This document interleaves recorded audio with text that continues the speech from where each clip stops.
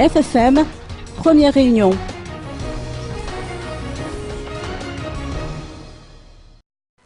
Premier grand rassemblement des membres du Conseil pour la réconciliation malgache, aujourd'hui au 67 hectares.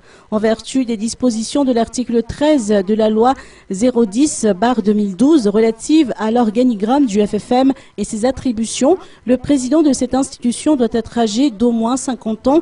Le nom du candidat élu sera connu au plus tard 15 jours après le délai limite de réception des candidatures.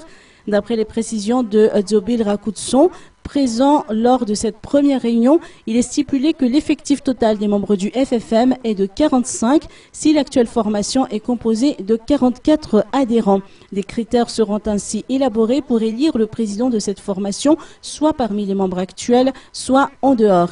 5 commissions seront instaurées au niveau du FFM, dont celle en charge de la convocation des candidats au poste de président et de secrétaire exécutif.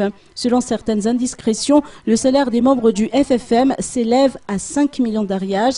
Ce n'est pas tout, car chacun sera doté d'un véhicule 4x4, a-t-on entendu. Interrogé à ce sujet, Dzobil Rakutson a expliqué justement qu'il ignore tout de ses privilèges et que d'ailleurs, il ne connaît pas le montant du budget qui sera alloué au FFM. Toujours est-il que cette institution ne dispose pas encore d'un siège officiel.